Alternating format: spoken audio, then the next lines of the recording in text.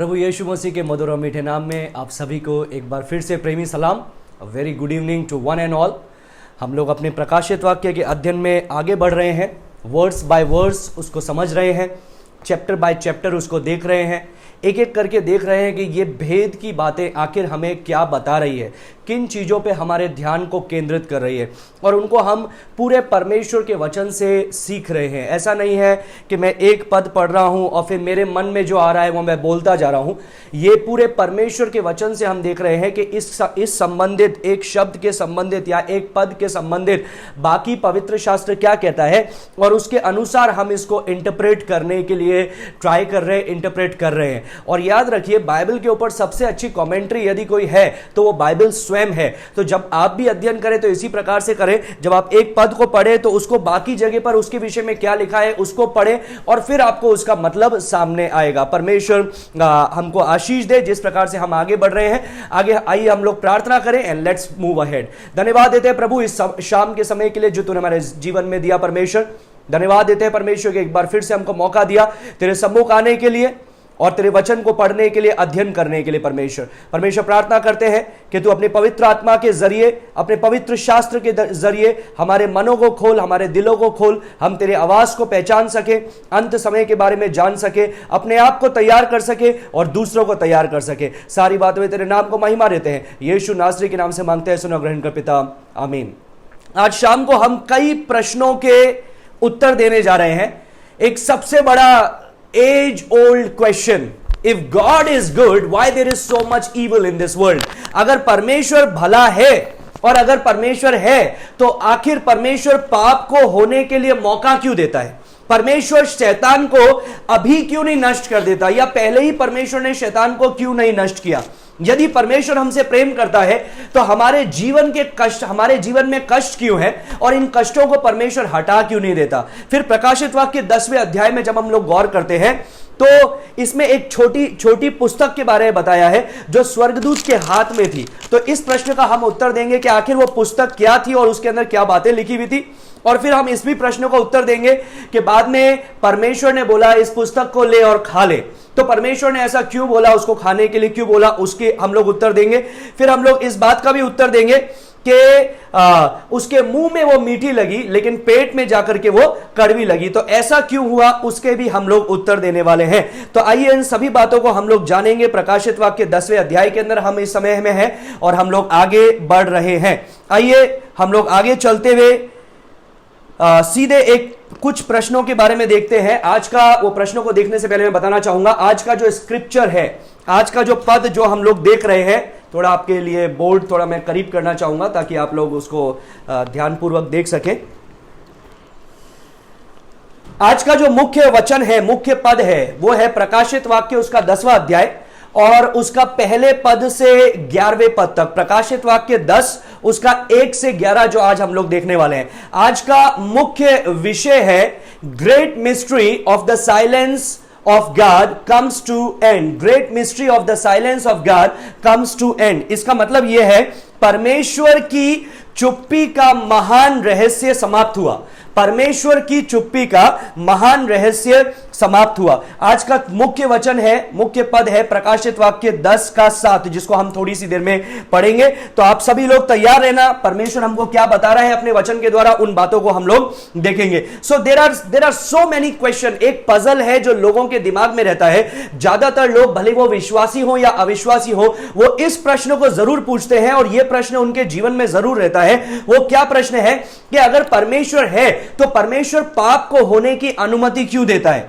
अगर परमेश्वर है तो क्यों जो पापी हैं, जो दुष्ट हैं, जो बुरा करने वाले हैं, वे लोग उन्नति पे उन्नति पाते हैं, वे लोग आगे बढ़ते चले जाते हैं, उनका विकास होता है? अगर परमेश्वर है तो क्यों शैतान को और दुष्टात्माओं को एक ही समय में नष्ट क्यों नहीं कर देता है?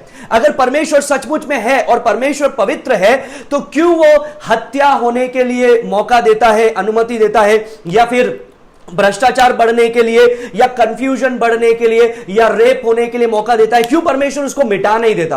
अगर परमेश्वर प्रेम करता है तो हमारे जीवन में इतनी सारी दुख तकलीफें क्यों है जिसको परमेश्वर हटा क्यों नहीं देता है? अगर परमेश्वर है तो परमेश्वर कब उस दुष्टता को नाश करेगा? परमेश्वर कब शैतान को नाश करेगा? यीशु मसीह कब आएगा और अपनी राज्य को कब बनाएगा? यह प्रश्न था यीशु मसीह के चेले का भी, और यह भी प्रश्न है कि धर्मी लोग कब अपने अपने अपने अपने उस अवधि राज्य में जाएंगे, अनंत राज्य में जाएंगे, जिसको परमेश्वर ने उनको प्रतिज्ञा की कि मैं जाता हूं तुम्हारे लिए स्थान तैयार करने के लिए और मैं वापस आऊंगा तुम्हें लेने के लिए। और जिस प्रकार से भविष्यवक्ता बोलते आए हैं, how long O Lord how long, कब तक तू देर करेगा प्रभु, तू कब तक हमको और इंतजार करवाएगा? तो याद रखिए, ये मनुष्य की पुकार है, ये मनुष्य का रोना है, ये मनुष्य के दिल का हाल है कि जब वो दुष्टता को देखता है और दुष्टता को बढ़ते हुए बढ़ते हुए बढ़ते हुए बढ़ते हुए देखता है, अलग अलग पाप को होते हुए देखता है, जब अखबार खोलता है या टीवी चालू करता है या सोशल मीडिया पे जाता है तो उसको दिखता है 3 महीने की बच्ची का रेप हो गया, 4 साल की बच्ची का रेप हो गया, पिता ने अपनी बेटी को मार डाला, भाई ने अपनी बहन को मार डाला, और ये सब बातों को सुन सुन करके उसका दिल चिंता से भर जाता है और वो परमेश्वर से ये पुकार करने लगता है, भले वो विश्वासी है या अविश्वासी है, Lord why don't you speak, क्यों तू कुछ बोलता नहीं है, तू क्यों चुपचाप है? Now the Lord is going to speak, परमेश्वर का समय आएगा जिस दिन परमेश्वर अपने कार्य को करेगा, अपने राज्य को लाएगा, और उसको बोलते हैं प्रभु का दिन, प्रकोप का दिन, the day of the Lord, the hour of the Lord. और उसके अंदर हम लोग देखेंगे कि परमेश्वर की जो ये चुप्पी का रहस्य है वो टूटा और परमेश्वर ने क्या किया? परमेश्वर ने अपने राज्य को स्थापित किया। And remember the day of that day is connected to the 7th trumpet. वो दिन, जिस दिन परमेश्वर अपनी चुप्पी को तोड़ेगा, जिस दिन परमेश्वर अपने राज्य को लेकर के आएगा, वो दिन आएगा। और वो दिन कब आएगा? वो दिन संबंधित है 7वें तुरही से, 7वीं तुरही से वो दिन संबंधित है। आइए हम लोग पढ़ेंगे प्रकाशित वाक्य 10 का 7 में पढ़ना चाहूंगा। प्रकाशित वाक्य 10 का 7 में ऐसा लिखा है, वरन 7वें स्वर्गदूत के तुरही फूंकने पर होने वाले शब्द के दिनों में परमेश्वर का गुप्त मनोरथ, क्या लिखा है? परमेश्वर का गुप्त या रहस्यमय मनोरथ, उसका उद्देश्य उस सुसमाचार के अनुसार जो उसने अपने दास और भविष्यवक्ताओं को दिया पूरा होगा। Let me read out in English. यहां पर ऐसा लिखा है, but in the days of the voice of the 7th angel, वो 7वें स्वर्गदूत के तुरही फूंकने के दिन, when he is about to sound, जब वो तुरही को फूंकेगा, then the mystery of God is finished, तब परमेश्वर का ये जो रहस्य है, ये जो उसका उद्देश्य है, ये जो उसकी चुप्पी है, ये क्या होगा? ये जो भेद है वो खुलेगा। As he preached to his servants and the prophet, जैसा उसने अपने भविष्यवक्ताओं को प्रचार किया और जैसा उसने अपने लोगों के द्वारा प्रचार किया। तो याद रखिएगा, मैंने आपको बताया था जो पूरा ये जो 7 साल का समय है, जो समय हम लोग बोलते हैं ट्रिब्यूलेशन पीरियड, 7 इयर्स पीरियड, जिसको हम लोग बोलते हैं ट्रिब्यूलेशन, क्लेश का समय, ये 3.5 साल में तोड़ा गया है, मैंने आपको बताया था। और ये पूरा कवर होता है एक पुस्तक के अंदर, और वो पुस्तक के ऊपर कितनी सील लगी हुई है? 7 सील्स, 7 मोहर लगी हुई है उस पुस्तक पे।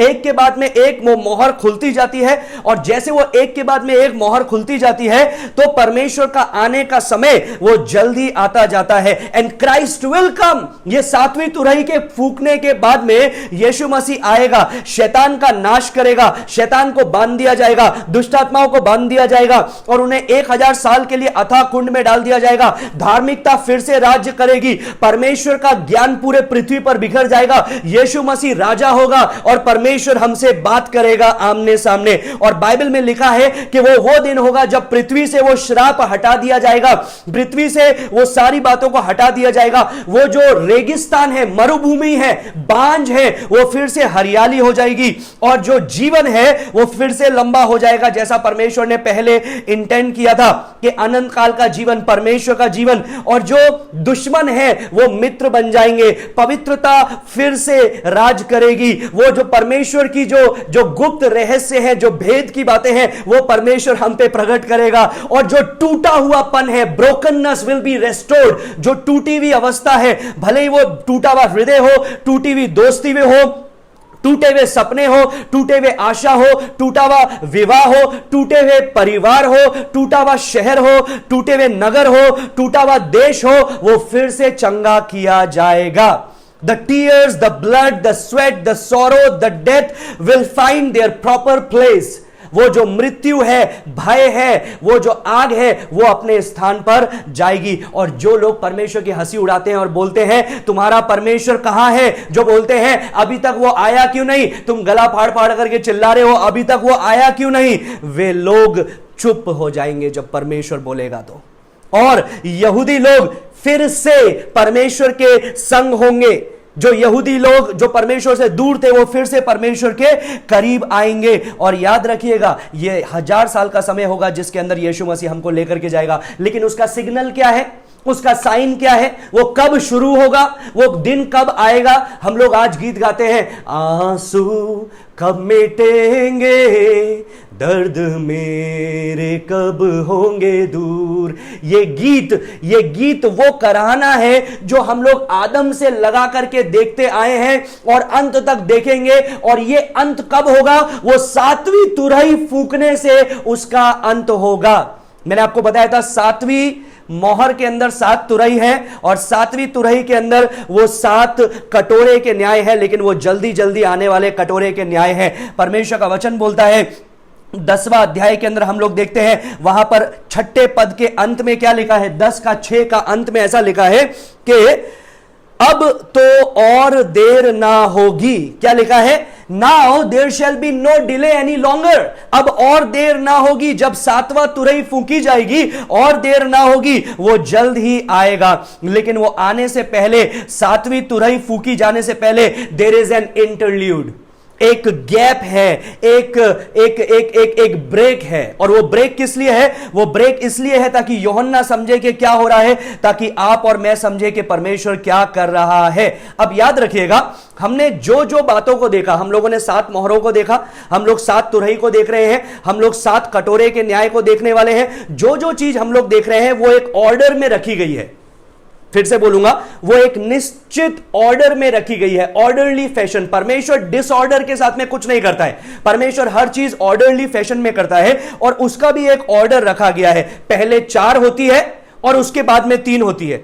पहले 4 मोहर खोली गई, उसके बाद में 3 मोहर खोली गई। हम लोगों ने देखा पहले जो 4 मोहर खोली गई है वो एक साथ खोली गई, फिर उसके बाद में थोड़ा गैप के बाद में बाकी 3 मोहर खोली गई। और हम लोगों ने देखा बाकी 3 मोहर जो ज्यादातर जो थी वो पहली 4 मोहर से बिल्कुल विपरीत है।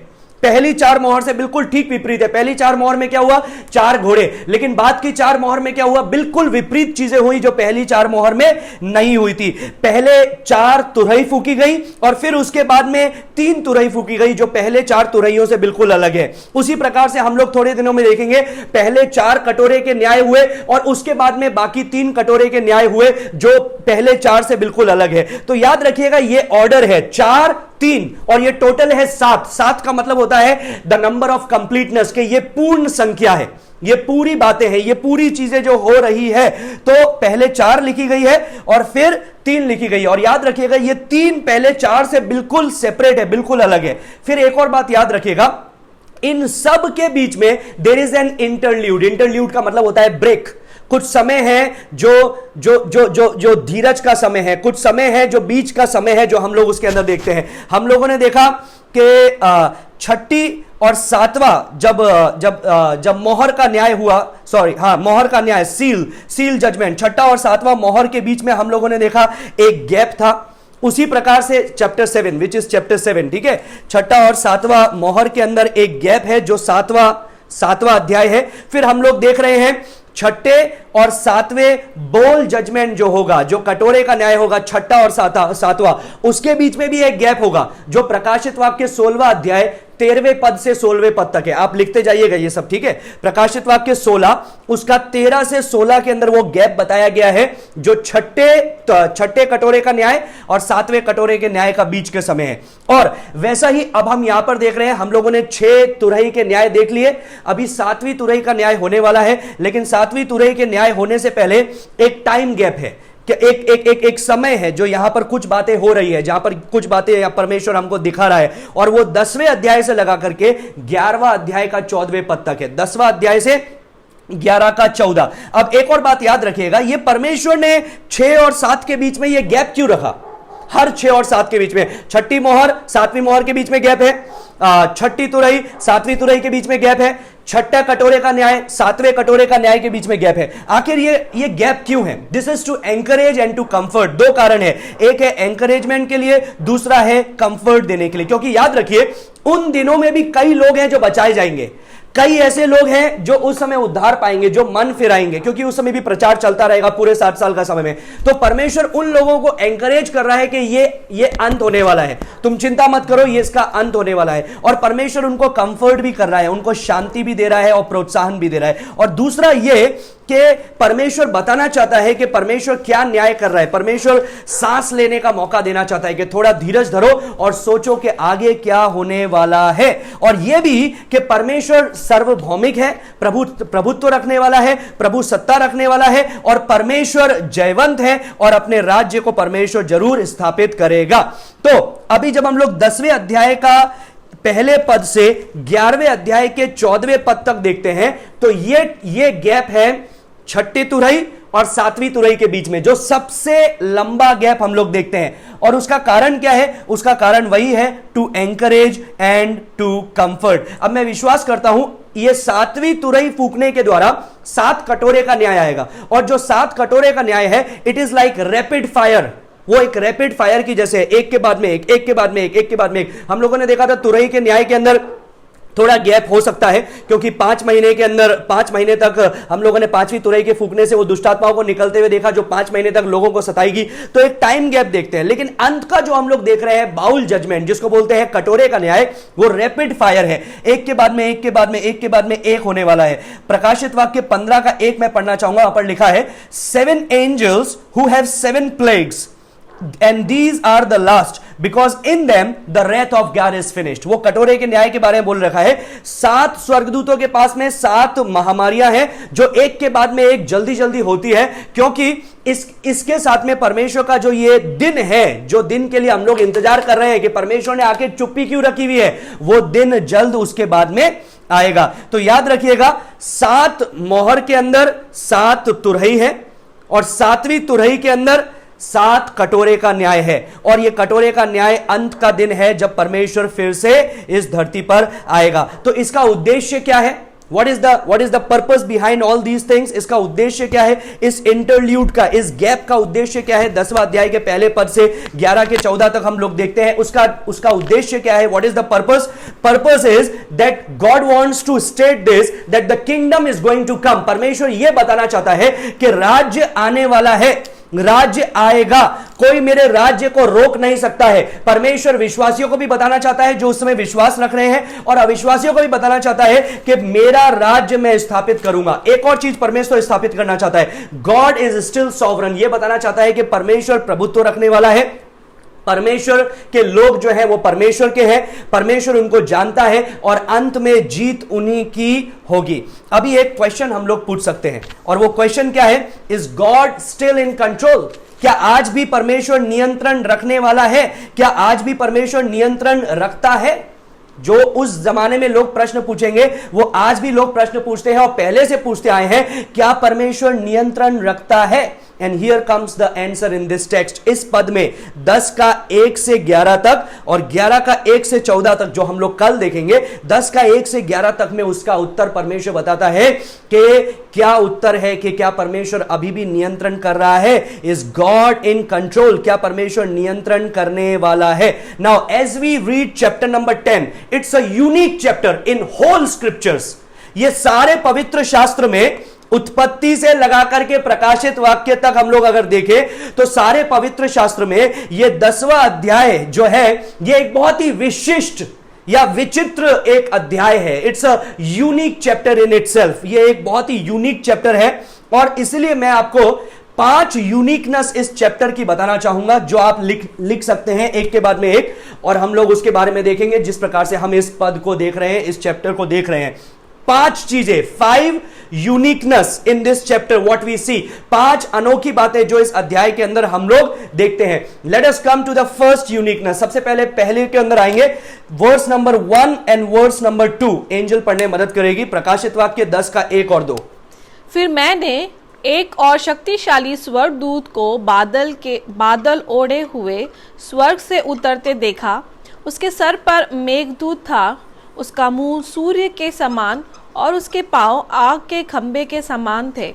उसके हाथ 2 का ए तक ही पढ़ना, पहली लाइन ही पढ़ना, 2 का ए। उसके हाथ में एक छोटी सी खुली हुई पुस्तक थी। हाँ, बस इतना काफी है। ये उस स्वर्गदूत के बारे में बता रहा है और इसको हम लोग एक एक करके देखेंगे। मैं आपको बताऊंगा कि आखिर ये स्वर्गदूत हु इज दिस, ये कौन है, and I will also tell you how to understand him. इसको किस प्रकार से हमको समझना है, इस पद को हमें किस प्रकार से समझना है। तो यहां पर वो सबसे पहली बार बोल रहा है, इंग्लिश में लिखा है एंड आई सॉ, हिंदी में लिखा है फिर मैंने देखा, फिर मैंने देखा, इंग्लिश में लिखा है एंड आई सॉ। अब याद रखिएगा ये शब्द कई बार आया है जो हम लोग प्रकाशित वाक्य में देखते आए हैं। मैंने आपको बताया है ये शब्द कई बार, और इसका मतलब है it marks a new vision. ये एक नए दर्शन को बताता है। ये पुराना दर्शन पूरा हुआ, अभी नया दर्शन परमेश्वर उसे दे रहा है और ये उसको बताता है। It unlocks the new feature, it unlocks a new vision. ये नई दर्शन को अनलॉक करता है, नए दर्शन के अंदर हमको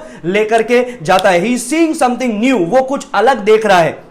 ये शब्द हम लोगों ने कई बार पहले भी देखे थे। आप पुराने मेरे टीचिंग्स में जाइएगा और वहां पर आपको दिखेगा कि कितनी बार ये शब्द उपयोग में लिया और उसका क्या क्या मतलब है। पहले मैंने समझाया था, लेकिन समय के कमी के कारण मैं उन सबको रिपीट नहीं कर सकता हूं because of the limitation of time. आगे हम लोग आगे बढ़ेंगे। So following the vision of the trumpet, आप लोगों ने देखा कि तुरही का न्याय चल रहा था। 6ठी तुरही फूंक दी गई और उसके बाद में अब वो कुछ अलग देख रहा है। 7वीं तुरही फूंकी जाने से पहले बीच में 10वां अध्याय का पहले पद से 11वां अध्याय के 14वें पद तक का समय है और अब वो कुछ नया दर्शन देख रहा है, कुछ अलग दर्शन देख रहा है। और यहां पर इंग्लिश में लिखा है I saw, then I saw, मतलब कुछ अलग देख रहा है। अनदर माइटी एंजल, इस शब्द को गौर कीजिएगा, हिंदी में लिखा है एक और शक्तिशाली स्वर्गदूत। फिर से अनदर माइटी एंजल, एक और शक्तिशाली स्वर्गदूत। अभी it is not the trumpeting angel, वो जो सात तुरही का न्याय करने के लिए 7 स्वर्गदूतों को तुरहियां दी गई थी, ये वो नहीं है। It does not talk about दो 7, वो 7 के बारे में नहीं बताता है जो हम लोगों ने प्रकाशित वाक्य 8 का 2 में देखा था, जहां पर यह लिखा था कि 7 स्वर्गदूतों के हाथ में 7 तुरही दी गई फूंकने के लिए। ये वो नहीं है। It's an another angel, it's another strong angel. वो एक दूसरा, एक और, हिंदी में लिखा है बहुत अच्छे से, एक और शक्तिशाली स्वर्गदूत है। He is another strong angel, एक और शक्तिशाली स्वर्गदूत। अभी कई कमेंटेटर्स बोलते हैं, जो बाइबल पे कमेंट्री लिखते हैं, प्रकाशित वाक्य पे कमेंट्री लिखते हैं, वो लोग बोलते हैं दिस इज जीसस क्राइस्ट। वो लोग बोलते हैं ये है यीशु मसीह। Even Jehovah witness will come to you, Jehovah witness आपके पास में आएंगे और बोलेंगे कि ये यीशु मसीह है। इवन मैनी 7 डे एडवेंटिस्ट आपके पास में आएंगे और बोलेंगे ये यीशु मसीह है, क्योंकि 7 डे एडवेंटिस्ट भी मानते हैं कि माइकल जो स्वर्गदूत है वो एक्चुअली में यीशु मसीह है, या यीशु मसीह माइकल है। और जो जहोवा विटनेस है वो लोग मानते हैं कि यीशु मसीह बनाई गई सृष्टि है, परमेश्वर यहोवा ही सब कुछ है।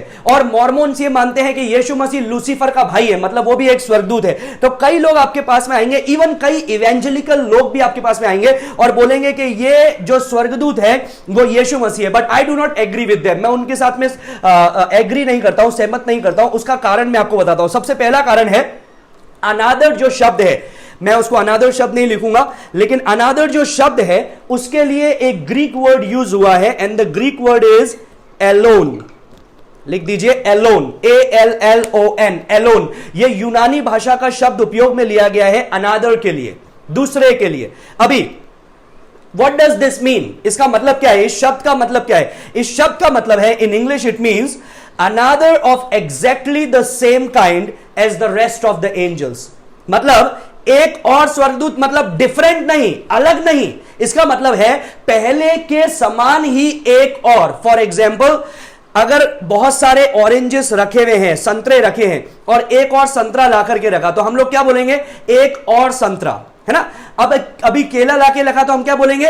एक और फल, मतलब दूसरा फल। मतलब ये भी फल है, ये भी फल है, लेकिन ये एक अलग किस्म का फल है। लेकिन यहां पर जो इस्तेमाल लिया है वो है अलोन। अलोन शब्द का मतलब है one of the same kind, वो जो पहले जैसा है वैसा ही है, आइडेंटिकल एंजल। पहले जो स्वर्गदूत है उसी प्रकार से एक और स्वर्गदूत। ये शब्द का इस्तेमाल में लिया जाने का मतलब है कि ये यीशु मसीह के बारे में नहीं बोल रहा है, क्योंकि यीशु मसीह स्वर्गदूत नहीं है। यीशु मसीह स्वर्गदूत से संबंधित भी नहीं है। हां, मैंने आपको बताया था पुराने नियम में यीशु मसीह को कई बार बताया गया है the angel of the Lord, but that was his pre incarnation. वो उसका एक पूर्वकालिक रूप था जिसके द्वारा परमेश्वर ने उसको प्रकट किया। पुराने नियम के अंदर हम कई बार उसको देखते हैं, जैसे शद्रक मेशक अबेदनगो के साथ में चौथा जो था वो परमेश्वर के पुत्र के समान दिख रहा था। That was pre incarnative image of Jesus Christ. वो यीशु मसीह का पूर्वकालिक रूप था। लेकिन नए नियम में कभी भी यीशु मसीह को स्वर्गदूत करके नहीं बताया गया। प्रकाशित वाक्य में कहीं भी यीशु को स्वर्गदूत करके नहीं बताया गया। दूसरा, अगर ये यीशु मसीह होता तो वो इस शब्द का इस्तेमाल में, अलोन शब्द इस्तेमाल में नहीं लेता, वो दूसरा यूनानी शब्द इस्तेमाल में लेता जो शब्द है हेटेरोस। क्या शब्द है? हेटेरोस। हेटेरोस का मतलब क्या है? Another of a different kind, एक और अलग, उससे अलग, एक और जो पहले से अलग है। Now God is eternal God. यीशु मसीह अनंत परमेश्वर है। He is not a created being like angels। वो स्वर्गदूतों के समान सृष्टि नहीं है, इसलिए ये यीशु मसीह नहीं है। दूसरा कारण क्या है?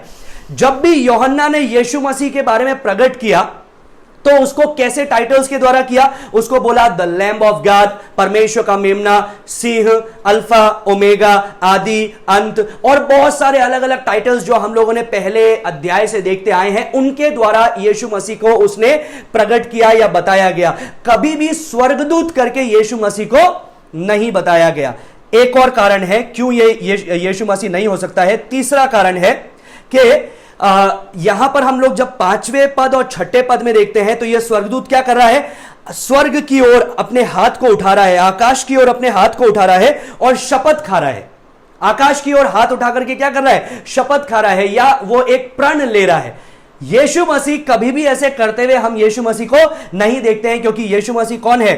परमेश्वर है। एक और चीज यहां पर, एक और बात हम लोग देखते हैं कि जिससे हमको पता चलता है कि ये स्वर्गदूत है, ये यीशु मसीह नहीं है, क्योंकि यहां पर जो लैंग्वेज लिखी गई है उससे हमको पता चलता है this is he is called another strong angel. उसको बोला गया है एक और स्वर्गदूत। तो इसका लैंग्वेज से हमको पता चलता है कि ये यीशु मसीह नहीं है।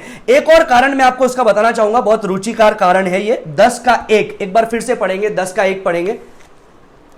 फिर मैंने एक और शक्तिशाली स्वर्गदूत को बादल ओढ़े हुए स्वर्ग से उतरते देखा। स्वर्ग से उतरते देखा, ये एक और कारण है क्यों ये यीशु मसीह नहीं हो सकता है। स्वर्ग से उतरते हुए देखा, from where he comes, from heaven. स्वर्ग से उसको उतरते हुए देखा। अगर ये यीशु मसीह है तो इसका मतलब यीशु मसीह का फिर तीसरा आगमन होगा। पहला आगमन हुआ, दूसरा आगमन हुआ, दूसरा आगमन अगर यह है तो तीसरा आगमन यीशु मसीह का होगा, which is not true regarding the word of God. जब परमेश्वर के वचन को देखते हैं तो यह सही नहीं है। तो यह स्थापित ये स्थापित हम कर सकते हैं कि ये जो स्वर्गदूत है, ही इज नॉट जीसस क्राइस्ट, वो यीशु मसीह नहीं है, वो एक स्ट्रॉन्ग एंजल है। वो मिकाएल हो सकता है, वो गैब्रियल हो सकता है, वो कोई दूसरा स्वर्गदूत हो सकता है, लेकिन वो यीशु मसीह नहीं है। There is no reason to believe that this is Jesus Christ. कोई कारण नहीं है हमारे पास में यह विश्वास करने के लिए कि यह यीशु मसीह है। और याद रखिएगा, इस प्रकार के स्वर्गदूतों के बारे में, शक्तिशाली स्वर्गदूत के बारे में हम लोगों ने प्रकाशित वाक्य 5 में देखा, प्रकाशित वाक्य 7 में देखा, प्रकाशित वाक्य 8 में देखा, प्रकाशित वाक्य 10 में देख रहे हैं, प्रकाशित वाक्य 18 में भी हम लोग देखेंगे। और एक और बात याद रखिएगा, आप दानियेल नबी की पुस्तक 10वां अध्याय पढ़िए, दानियेल नबी की पुस्तक 12वां अध्याय पढ़िए, जूड उसका, यहूदा की पुस्तक उसका 9वां पद पढ़िए, प्रकाशित वाक्य 12वां पद पढ़िए। वहां पर आपको शक्तिशाली स्वर्गदूत के बारे में देखने के लिए मिलेगा जो यीशु मसीह के बारे में नहीं लिखा है, which is not Jesus Christ. तो इससे हमको यह बात पता चलता है कि मिकाएल जो है उसका नाम क्या है? Who is like God. उसका नाम का, माइकल जो स्वर्गदूत है उसका नाम का अर्थ है हु इज लाइक गॉड, परमेश्वर के तुल्य कौन है। तो यह शक्तिशाली स्वर्गदूत हो सकता है, माइकल है, लेकिन हमको नहीं पता है, तो हम बहस नहीं करेंगे कौन है ये। लेकिन ये यीशु मसीह नहीं है, ये हमें भली भांति पता है, ये हमें ठीक पता है। अभी इसका जो वर्णन लिखा गया है ना, उसकी वजह से लोग बोलते हैं कि ये यीशु मसीह है। क्या वर्णन लिखा गया है? उसके कपड़ों के बारे में, मुंह के बारे में, और उसके पैरों के बारे में क्या लिखा है उसको हम लोग पढ़ेंगे 1 में, 10 का 1 में। जो फर्स्ट पॉइंट पढ़ा उसके बाद 10 का 1 पूरा पढ़ो। फिर मैंने एक और शक्तिशाली स्वर्गदूत को बादल ओढ़े हुए स्वर्ग से उतरते देखा। उसके सर पर मेघदूत था। हाँ, स्वर्ग से उतरते हुए देखा, उसके सर पर मेघदूत था। ये वैसा ही रेनबो है जो हम लोगों ने परमेश्वर के सिंहासन के पीछे देखा था प्रकाशित वाक्य 4 अध्याय में। आगे, उसका मुंह सूर्य के समान है। और उसके पांव आग के खंबे के समान है। ये कुछ ऐसा ही स्वरूप है जो हम लोगों ने कई बार परमेश्वर की महिमा का स्वरूप देखा। इसलिए लोग ये मिसअंडरस्टैंड करते हैं और लोग सोचते हैं कि ये कौन है, ये मसीह है। लेकिन याद रखिएगा, लूसीफर के बारे में भी ऐसी अच्छी बातें लिखी हुई है कि वो पहले गिरने से पहले जो लूसीफर था वो किस प्रकार से था। मैं आपको वो पढ़ करके सुनाना चाहूंगा। आप लिख दीजिए यहेजकेल 28 का 12 से 15 लिख दीजिए। यहेजकेल 28 उसका 12 से 15 मैं पढ़ करके सुनाना चाहूंगा। यहेजकेल उसका 28वां पद, उसका 28वां अध्याय, उसका 12 से 15। इज़ीकियल चैप्टर 28 वर्स 12 थ्रू 15। यहां पर ऐसा लिखा है, हे मनुष्य के संतान, सौर के राजा के विषय में विलाप का गीत बनाकर उससे कहे, परमेश्वर यौ कहता है, तू तो उत्तम से भी उत्तम। सुनिएगा उसके बारे में क्या वर्णन किया गया है। तू तो उत्तम से भी उत्तम, तू बुद्धि से भरपूर, सर्वांग सुंदर, परमेश्वर के अदन नामक बगीचे में रहने वाला, आभूषण, मणिक, पदराज, हीरा, फिरोजा, सुलेमानी मणि, यशब, नीलमणि, मरकद और लाल सब भांति के मणि और सोने के पहरावे थे। तेरे डफ और बांसुलियां तुझी में बनाई गई थी। जिस दिन तू सजा गया उस दिन वे भी तैयार की गई थी। तू छाने वाला अभिषिक्त करूब था, छाने वाला अभिषिक्त करूब। मैंने तुझे ऐसा ठहराया कि तू परमेश्वर के पवित्र पर्वत पर रहता था। तू आग सरीखे मणि चमकने वाले मणियों के बीच में चलता फिरता था। जिस दिन से तू सृजा गया और जिस दिन तक तुझमें कुटिलता न पाई गई, उस समय तू अपनी चाल चलन में निर्दोष रहा। It talks the same wordings even for the angels. वो स्वर्गदूतों के लिए भी ऐसे ही बता रहा है, क्योंकि वो परमेश्वर की महिमा से भरे हैं, परमेश्वर ने उनको अपनी महिमा से बनाया है, तो वो भी परमेश्वर की उस महिमा को प्रकट करते हैं। So, Revelation chapter 10 verse 1 is not a very unusual description of an angel. प्रकाशित वाक्य 10 का 1 स्वर्गदूतों के लिए एक अलग शब्दावली नहीं है। ये शब्दावली को देख के लोग बोलते हैं ये यीशु मसीह है, लेकिन ये अलग शब्दावली नहीं है। हम लोग एक और चीज देखते हैं, दानियेल नबी की पुस्तक उसका 10वां अध्याय उसके 5 से 6 में, उधर भी एक स्वर्गदूत के बारे में लिखा है। दानियेल उसका 10 उसका 5 से 6, दानियेल 10 उसका 5 से 6 पढ़ेंगे। तब मैंने आंखें उठाकर देखा कि सन का वस्त्र पहने हुए और उफाज देश के कुंदन से कमर बांधे हुए एक पुरुष खड़ा है।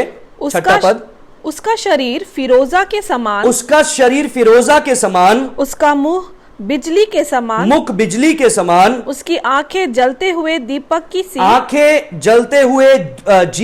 की सी, उसकी बाहें और पांव चमकाए हुए पीतल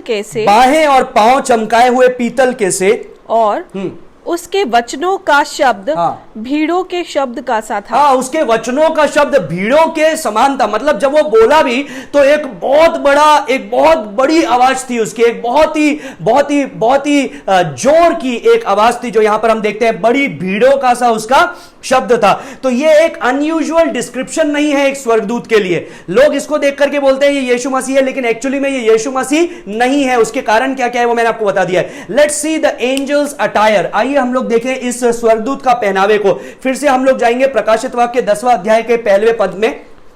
अटायर इसका देखेंगे, इसका पहनावा कैसा था। आइए देखें 10 का 1 में सबसे पहला लिखा है, he is cloth with cloud. उसने बादलों को ओढ़ रखा है, ऐसा लिखा है ना, बादलों को ओढ़े हुए हैं। क्या लिखा है, फिर से पढ़ेंगे। 10 का 1।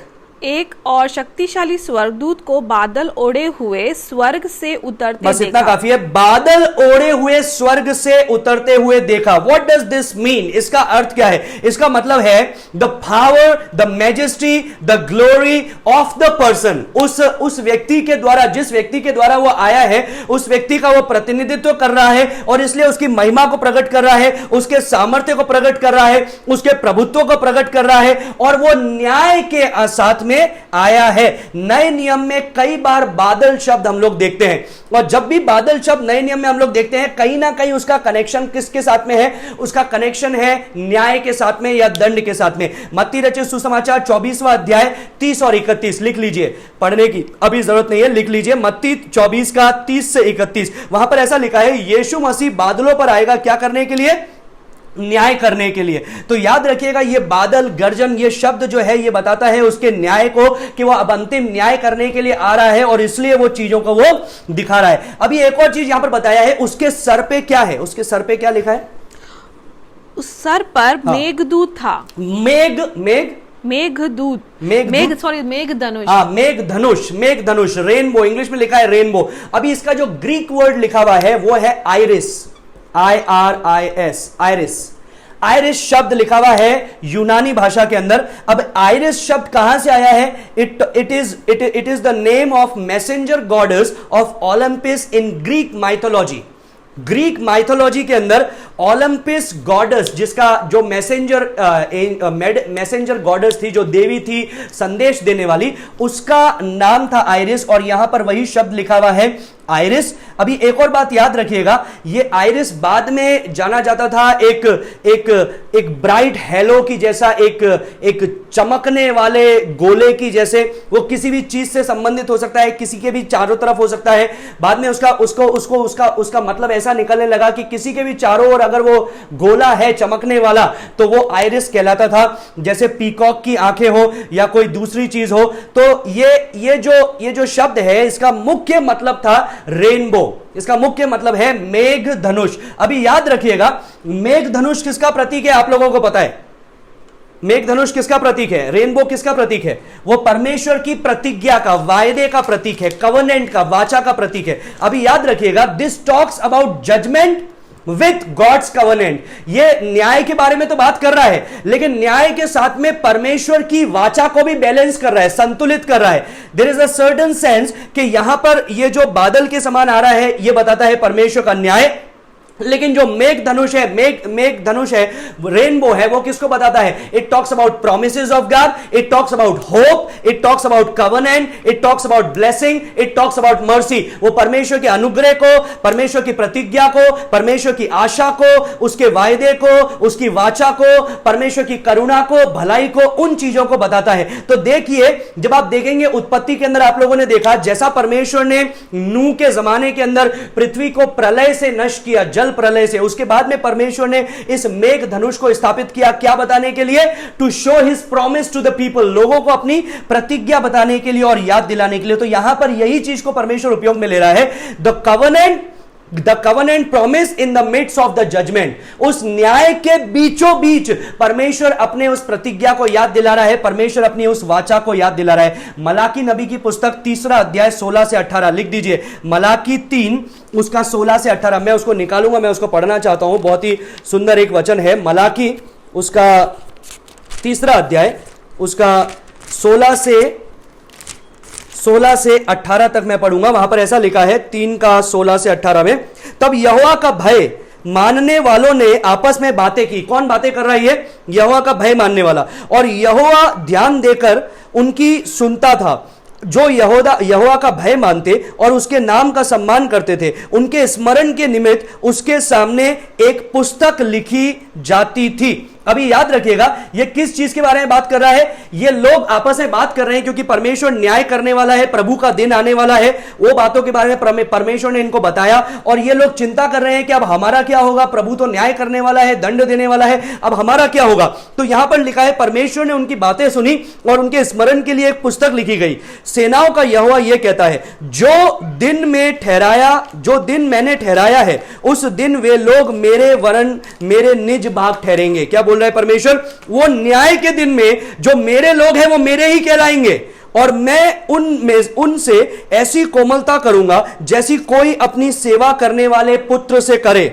तब तक तब तुम फिर कर धर्मी और दुष्ट का भेद, अर्थात जो परमेश्वर की सेवा करता है और जो उसकी सेवा नहीं करता है, उन दोनों का भेद पहचान जाओगे। You will know the difference. तुम अंतर को पहचानोगे कि परमेश्वर की सेवा करने वाले लोग कैसे हैं और उसकी सेवा नहीं करने वाले लोग कैसे हैं। और 4:1-3 में क्या लिखा है? क्योंकि देखो, वो धधकते बट्टे का सा दिन आता है जब सब अभिमानी और सब दुराचारी लोग अनाज की खूंटी बन जाएंगे, और उस आने वाले दिन में वे ऐसे भस्म हो जाएंगे कि उनका पता तक ना रहेगा। सेनाओं के यहोवा का यही वचन है। दूसरा पद, परंतु तुम्हारे लिए जो मेरे नाम का भय मानते हो, धर्म का सूर्य उदय होगा। उस समय में भी जो परमेश्वर का भय मानने वाले लोग हैं, परमेश्वर उनको भी बचाएगा। धर्म का सूर्य उनके लिए उगेगा।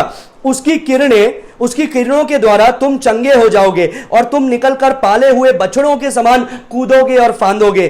तब तुम दुष्टों को लताड़ डालोगे, अर्थात मेरे उस ठहराए हुए दिन में वे तुम्हारे पांवों के नीचे की राख बन जाएंगे। सेनाओं के यहोवा की यही वाणी है। तो यह परमेश्वर बता रहा है कि मेरे दिन के अंदर, जिस दिन मैं आऊंगा, उस दिन मेरा जो दिन होगा प्रकोप का दिन होगा, मेरी जो शांति टूटने का दिन होगा, मेरे जो वो रहस्य टूटने का दिन होगा। जब मैं इस पृथ्वी पर आऊंगा, अपने राज्य को स्थापित करूंगा, मैं तुमको बचा करके रखूंगा, तुम मेरे ही लोग कहलाओगे। तो उसके सिर्फ पहनावे से इतनी सारी बातें परमेश्वर हमको बता रहे हैं मेरे प्रियो। तो बाइबल को अगर ऐसे ही पढ़ करके निकल गए तो हमको पता नहीं चलेगा कि आखिर उसके पहनावे का अर्थ क्या है, बादलों का अर्थ क्या है और मेघ धनुष का अर्थ क्या है। हम लोग इधर उधर कुछ बोल सकेंगे लेकिन उसका अर्थ पता नहीं चलेगा जब तक हम परमेश्वर के वचन को ना टटोले। इसलिए उसका अध्ययन करना जरूरी है। दूसरा चीज हम लोग देखते हैं द एंजल्स अपीयरेंस। पहला हम लोगों ने देखा उसका वस्त्र, दूसरा देखते हैं उसका अपीयरेंस, मतलब प्रगटीकरण, किस प्रकार से वो अपीयर हुआ। वहां पर ऐसा लिखा है कि उसका मुख सूर्य के समान था। What does this say? This talks about the blazing glory.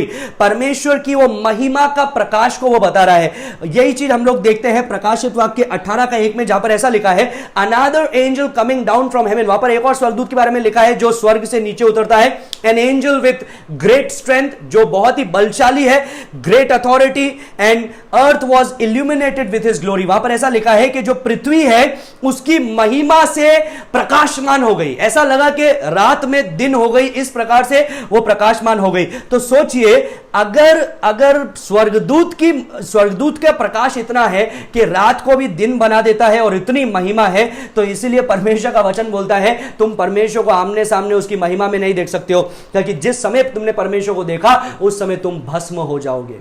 तो परमेश्वर की वैसी महिमा है। दूसरा चीज इसके पैरों के बारे में लिखा है कि he has his feet are like pillars of fire. क्या लिखा है? उसके पैर कैसे हैं?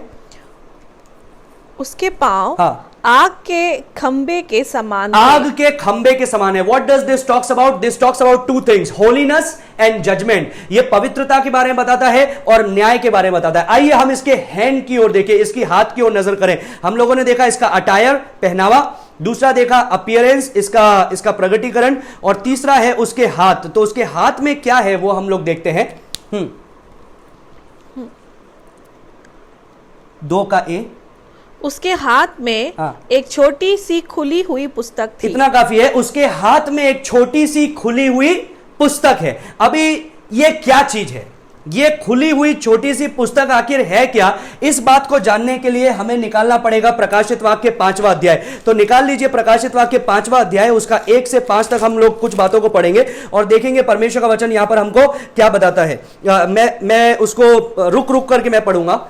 जो सिंहासन पर बैठा था, मैंने उसके दाहिने हाथ में एक पुस्तक देखी जो भीतर और बाहर लिखी हुई थी और वह 7 मोहर लगाकर बंद की गई थी। यहां पर एक पुस्तक है परमेश्वर पिता के हाथ में जो सिंहासन पर बैठा है और उसके ऊपर 7 मोहर लगा करके वो पुस्तक बंद रखी हुई है। अभी लिखा है, फिर मैंने एक बलवान स्वर्गदूत को देखा जो ऊंचे आवाज से यह प्रचार करता था, इस पुस्तक को खोलने और उसकी मोहरें तोड़ने के योग्य कौन है। मतलब कोई उस पुस्तक को खोलने के लिए, मोहरें तोड़ने के लिए तैयार नहीं था। परंतु ना स्वर्ग में, ना पृथ्वी पर, ना पृथ्वी के नीचे कोई भी उस पुस्तक को खोलने या उस पर दृष्टि डालने के योग्य ना निकला। क्या था इस पुस्तक के अंदर? इस पुस्तक के अंदर वो बातें थी कि परमेश्वर फिर से कैसे अपने दिन को लेकर के आएगा, परमेश्वर का प्रकोप का दिन क्या होगा, परमेश्वर का न्याय क्या होगा, परमेश्वर अपने राज्य को कैसे स्थापित करेगा, पृथ्वी को फिर से परमेश्वर अपने कब्जे में कैसे लेगा, अपने पूरे अधिकार में कैसे लेगा, शैतान का अंत कैसे होगा, दुष्टों का अंत कैसा होगा, वो सारी चीजें इस पुस्तक में लिखी गई है। आगे, तब मैं फूट फूट करके रोने लगा, यूहन्ना रोने लगा उस किताब को देख के कि कोई उसको लेने के लिए नहीं है, मोहर खोलने के लिए नहीं है, क्योंकि उस पुस्तक के खोलने या उस पर दृष्टि डालने के योग्य कोई नहीं मिला। 5वां पद, इस पर उन प्राचीनों में से, उस 24 प्राचीन जो उसके चारों ओर बैठे थे सिंहासन के, वो उनमें से एक मेरे पास में आके कहने लगा, मत रो, देख यहूदा के गोत्र का वह सिंह जो दाऊद का मूल है, उस पुस्तक को खोलने और उसकी 7 मोहरों को तोड़ने के लिए जयवंत हुआ है। अब उसको यह बता दिया गया कि एक है जो इसकी मोहरों को तोड़ेगा। तब मैंने सिंहासन और चारों प्राणियों और उनके बीच में मानो एक वध किया हुआ मेमना खड़ा देखा, और उसके 7 सींग और उसके 7 आंखें थी, जो ये परमेश्वर की 7 आत्माएं हैं जो सारी पृथ्वी पर भेजी गई है। उसने आकर अपने दाहिने हाथ से जो सिंहासन पर बैठा था उससे पुस्तक ले ली। किसने ले ली? यीशु मसीह ने ले ली। तब जब उसने पुस्तक ले ली तो वे चारों प्राणी और 24 प्राचीन उस मेमने के सामने गिर पड़े और उसकी आराधना करने लगे। और यहां पर ऐसा लिखा है, उनमें से हर एक के हाथ में वीणा थी, 24 प्राचीनों के हाथ में वीणा और धूप थी, जो पवित्र लोगों की प्रार्थनाएं हैं, प्रार्थनाओं से भरे हुए सोने के कटोरे हैं। तो ये वो प्रार्थनाएं हैं कि प्रभु तू कब आएगा, तू कब अपने राज्य को लेकर के आएगा। ये हमारे आंसू हैं, ये विश्वासियों के आंसू हैं, ये उन लोगों के आंसू हैं जो मर रहे हैं, जिनको मारा जा रहा है, जिनके बच्चों को, पति को जिंदा जला दिया गया है। उन लोगों की पीड़ा है, आंसू है कि प्रभु तू कब फिर आएगा। ये हमारी पीड़ा और आंसू है कि यीशु मसीह तू अपने राज्य को कब स्थापित करेगा। जब हम पाप को होते हुए देखते हैं, दुष्टता को देखते हैं, तो ये हमारी दिल की कराहना है जो उस कटोरे के अंदर है। और वो कटोरा कब आएगा, कब वो पूरा होगा? जब यीशु मसीह आएगा और वो 7वीं तुरही फूकी जाएगी और वो इस पृथ्वी पर आएगा। अभी ये बात याद रखिएगा, उस मेमने ने उस पुस्तक को ली और एक एक करके वो मोहर को खोलने लगा। अभी 7वीं मोहर खोली जा चुकी है। 9वें अध्याय में हम लोगों ने देखा 7वीं मोहर, 8वें अध्याय में सॉरी हम लोगों ने देखा 7वीं मोहर खोली जा चुकी है। तो अब जो किताब है वो खुली है, जो किताब है, जो पुस्तक है, जो उस परमेश्वर पिता के हाथ में थी, जिसको यीशु मसीह ने लिया, अब वो खुली है।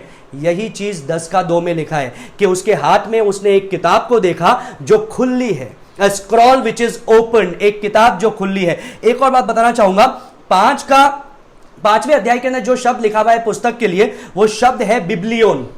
बिब्लियोन शब्द लिखा हुआ है, और वो सेम बिब्लियोन शब्द 10वां अध्याय में लिखा है। 10वां अध्याय में भी वो सेम बिब्लियोन शब्द लिखा हुआ है। 10:8 में भी वही शब्द है। जब परमेश्वर ने इसको बोला कि जाकर के उस पुस्तक को ले, वो वही शब्द है बिब्लियोन, जब शब्द को वहां पर इस्तेमाल में लिया गया है। So it identifies the same scroll, वो सेम उसी स्क्रॉल को बताता है, उस किताब के बारे में बताता है।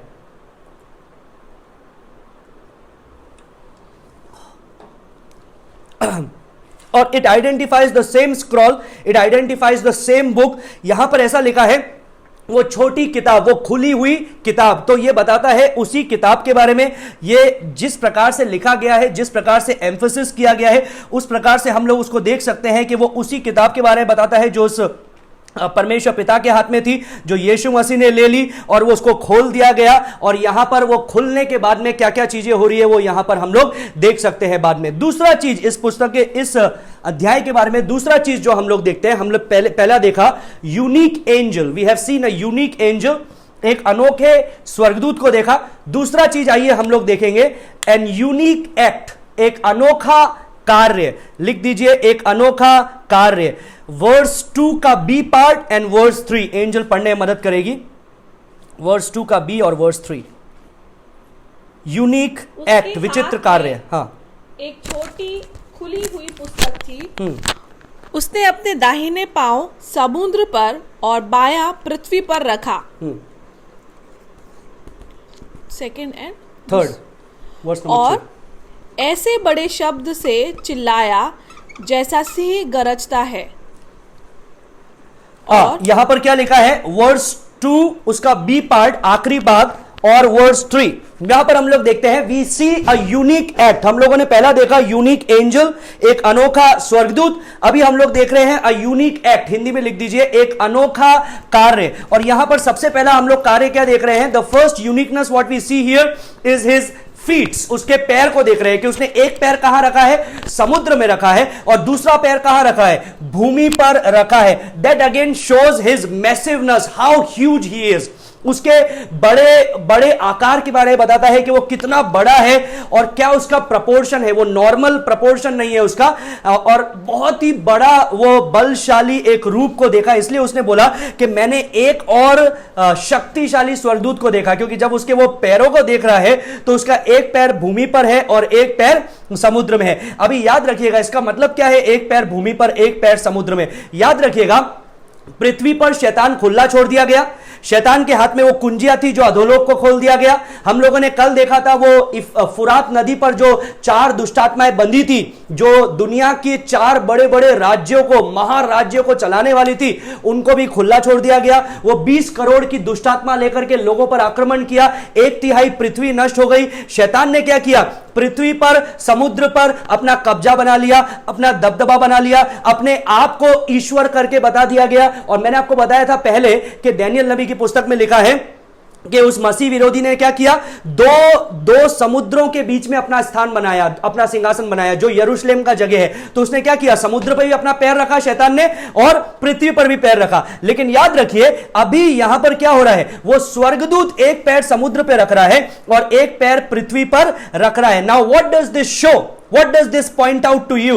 इससे आपको क्या पता चलता है, आप इससे क्या जानते हैं? It means everything belongs to the Lord and in His time He is going to gain control of everything. सब कुछ परमेश्वर का है, everything, भले वो समुद्र हो, पृथ्वी हो, वो परमेश्वर का है और परमेश्वर उस पर अधिकार रखता है। परमेश्वर न्याय करने वाला है, परमेश्वर आएगा और उसको फिर से हासिल करने वाला है। जो 7वीं तुरई फूकी जाएगी, 7 कटोरे का न्याय उंडेला जाएगा, परमेश्वर फिर से अपने राज्य को स्थापित करेगा। And that's what it shows, यही ये बताता है। Let me take you one step forward. एक और बात आपको इसी चीज से मैं आपको बताना चाहता हूं। The first series of judgement, कितने प्रतिशत पृथ्वी का न्याय हुआ था, कितने प्रतिशत पृथ्वी के लोग मार दिए गए थे? 1/4, 1/4, राइट, जो हम लोगों ने मोहर के न्याय में देखा। दूसरा, जब दूसरा सेट चल रहा था, तुरही का न्याय चल रहा था, तब 1/3 पृथ्वी फिर नष्ट की गई। तो कितनी हो गई, आधी पृथ्वी नष्ट हो गई। अभी यहां पर स्वर्गदूत क्या कर रहा है, एक पैर समुद्र पे एक पैर भूमि पर लगा करके बैठा है। And that means everything belongs to the Lord, सब कुछ परमेश्वर का है, सब कुछ का न्याय करने वाला परमेश्वर है। और यहां पर एक और चीज लिखा है, तीसरे पद में लिखा है, he cried out with a loud voice as when a lion roars And when he cried out, the 7 peals of thunder uttered their voice. उसने ऊंचे शब्द से चिल्लाया जैसे सिंह की गर्जन हो। That represent his authority, that represent his power. अभी याद रखिएगा, जब आप लोग पुराने नियम में भी देखते हैं तो वहां पर आप देखते हैं परमेश्वर की ऐसी गर्जन के बारे में, ऐसे अधिकार के बारे में पहले भी भविष्यवक्ताओं ने लिखा कि परमेश्वर जब न्याय करने के लिए आएगा तो वह एक गर्जन के साथ में आएगा जो शेर की गर्जन है, और ये वही परमेश्वर की गर्जन को प्रकट करता है। इसका मतलब ये नहीं कि ये यीशु मसीह है, ये स्वर्गदूत ही है, लेकिन ये परमेश्वर की गर्जन को प्रकट करने वाला स्वर्गदूत है। कुछ पद लिख दीजिए, मैं उसको जल्दी से इंग्लिश में पढ़ूंगा और पैराफ्रेज करूंगा, आप लिखते जाइए। यिर्मयाह 25 का 29 से 30, यिर्मयाह 25 उसका 29 से 30 का अंत में जब आप देखेंगे वहां पर लिखा है, the lord will roar from on high, परमेश्वर ऊंचे से दहाड़ेगा, and utter his voice from his holy habitation, और उसके पवित्र निवास स्थान से अपने शब्द को बोलेगा। हिज साइलेंस विल ब्रेक, उसका जो चुप्पी है परमेश्वर अपनी चुप्पी को तोड़ेगा। एक और पद लिखिए, होशे 11 का 10, होशे 11 का 10, होशेया चैप्टर 11 वर्स 10, वहां पर लिखा है, they will follow the Lord, he will roar like a lion, वो सिंह के समान गरजेगा। एक और पद लिखिए, योएल 3 का 16, जोएल चैप्टर 3 वर्स 16, वहां पर लिखा है, the lord will roar from जायन, परमेश्वर सिय्योन से ऊंचे शब्द से दहाड़ेगा। एक और पद लिखिए, आमोस 1 का 2, एमोस चैप्टर 1 वर्स 2, वहां पर ऐसा लिखा है, द लॉर्ड रोर्स फ्रॉम जायन, परमेश्वर सिय्योन से दहाड़ेगा। एक और पद लिखिए, आमोस 3 का 8, एमोस चैप्टर 3 वर्स 8, वहां पर ऐसा लिखा है, the lion has roared who will not fear, उस सिंह ने गरज लिया, उसने अपनी गर्जन को कर दिया, कौन उससे भय नहीं खाएगा। तो याद रखिए, ये जो पुकार है, it's a glorious mighty angels, ये जो ये जो स्वर्गदूत है ये एक महिमामय स्वर्गदूत है, ये एक शक्तिशाली स्वर्गदूत है जो पहले पद के अंदर हम लोगों ने देखा। इसके कपड़े हम लोगों ने देखा बादल के सरीखे हैं, हम लोगों ने देखा इसके फायरी लेग्स है, आग के समान इसके पैर हैं, और हम लोगों ने देखा इसके हाथ में एक पुस्तक है जो परमेश्वर का वो पुस्तक थी जो मेमने ने ली और उसकी 7 मोहरों को खोला, और अभी वो किताब इसके सामने खुली है। और जब इसने गरजा तो ये एक शेर की गर्जन के जैसे है जो परमेश्वर के उस दंड को लेकर के आने वाली है, उस अंत के दिन को लेकर के आने वाली है जिसका आप और मैं इंतजार करते हैं। पहला शमूएल 7:10 मुझे याद आता है, लिख दीजिए पहला शमूएल 7:10। वहां पर क्या हुआ, जो फिलिस्ती लोग हैं वो इजराइल के खिलाफ चढ़ाई करने के लिए आए, उनको मार डालने के लिए आए, लेकिन जब परमेश्वर ने अपने गर्जन के द्वारा और परमेश्वर ने बिजलियों के द्वारा परमेश्वर ने उन फिलिस्तियों को नाश किया, उनको कंफ्यूज किया, उन्हें दूसरा जगह पर परमेश्वर ने पहुंचा दिया। सो अभी एक और चीज, व्हाई 7 पील्स ऑफ थंडर, ये 7 गर्जन क्यों लिखा है जो हम लोग तीसरे पद के अंतिम में पढ़ते हैं, 7 गर्जन, वो 7 गर्जन क्यों लिखा है? मैंने फिर से आपको बता रहा हूं, 7 कंप्लीटनेस का शब्द है, it means finality, it means perfection, it means God's final decree, परमेश्वर का अंत का जो आदेश है वो पूरा होता है उस 7 गर्जनों के साथ में। इसी से हम लोग तीसरे में आते हैं, तीसरा uniqueness of this chapter, an unique answer जो हम लोगों को मिलता है चौथे पद से लगा करके, सिर्फ चौथा पद, वर्स नंबर 4, चौथा पद, एन यूनिक आंसर। पहला लिखा हम लोगों ने an unique angel, an unique act, an unique answer. An unique answer का मतलब है एक विचित्र उत्तर, हिंदी में लिख दीजिए एक विचित्र उत्तर। अब एक विचित्र उत्तर का मतलब क्या है, यहां पर चौथे पद को एंजल पढ़ने में मदद करेगी। जब सातों गर्जन के शब्द सुनाई दे चुके तो मैं लिखने पर था। इतना पढ़े, जो 7 गर्जन के शब्द सुनाई दिए तो वो क्या करने पर है, लिखने पर है। अभी वो लिखने पर क्यों है, वो 7 गर्जन को सुनकर के क्यों लिख रहा है? क्योंकि हम लोग पहला अध्याय का 11वें पद में देखा, पहला अध्याय का 19वें पद में देखा, परमेश्वर ने उसको क्या बोला, जो तू देख रहा है, जो तेरे सामने हो रहा है वो सब तू लिखते जा। तो वो क्या कर रहा है, लिख रहा है। तो यहां पर उसने यही बोला कि he was about to write, जब वो लिखने पर था तो उसने एक और शब्द को सुना, और क्या शब्द सुना, क्या लिखा? पर मैंने स्वर्ग से यह शब्द सुना। अब स्वर्ग से यह शब्द सुना, ये किसकी वाणी है? ये परमेश्वर की आवाज है, जो परमेश्वर स्वर्ग से बोल रहा है। और क्या सुना उसने?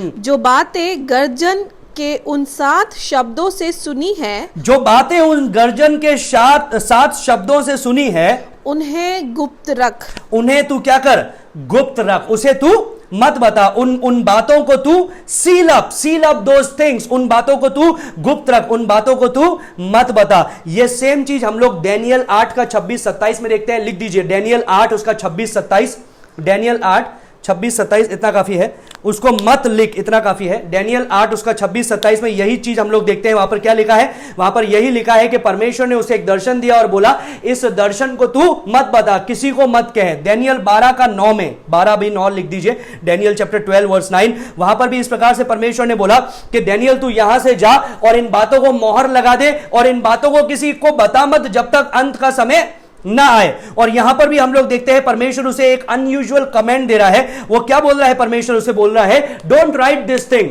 इस बात को तू मत लिख। ये प्रकाशित वाक्य के संदर्भ में देखेंगे तो ये अनयूजुअल है, लेकिन पूरे पवित्र शास्त्र के संदर्भ में देखेंगे तो ये अनयूजुअल नहीं है। परमेश्वर ने पहले भी डैनियल को बोला, कई लोगों को बोला कि तुम इन बातों को मत लिखो, लेकिन प्रकाशित वाक्य 22 का 10 में जब हम देखते हैं, 22 का 10 में, प्रकाशित वाक्य 22 का 10 में, वहां पर क्या लिखा है उसको पढ़ेंगे, बहुत ही सुंदर बात है। फिर उसने मुझसे कहा, इस पुस्तक की भविष्यवाणी की बातों को बंद मत कर, क्योंकि समय निकट है। इतना काफी है।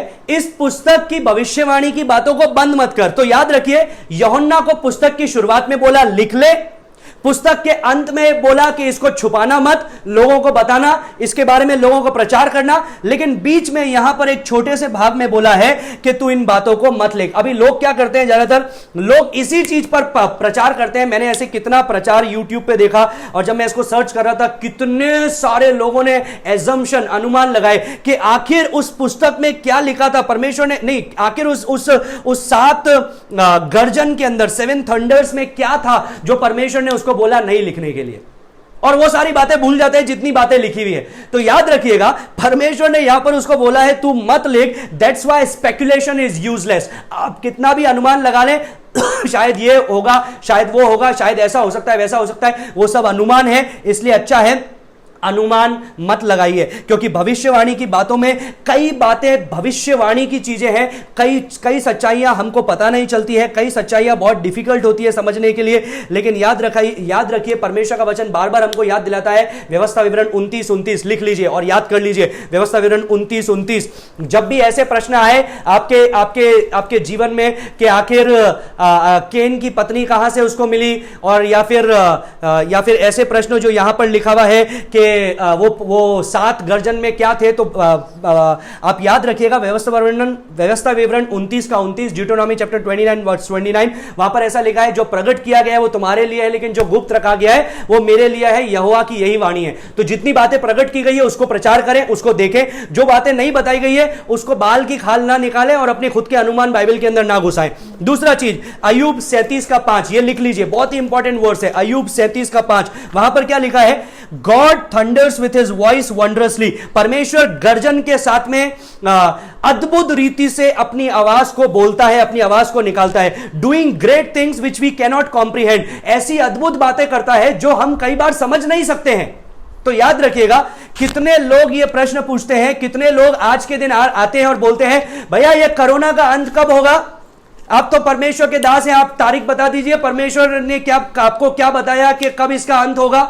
अरे भाई, हमको नहीं पता है कब अंत होगा, तारीख नहीं पता है। लेकिन कई परमेश्वर के दास ऐसे भी हैं जो तारीख पे तारीख दिए जाते हैं।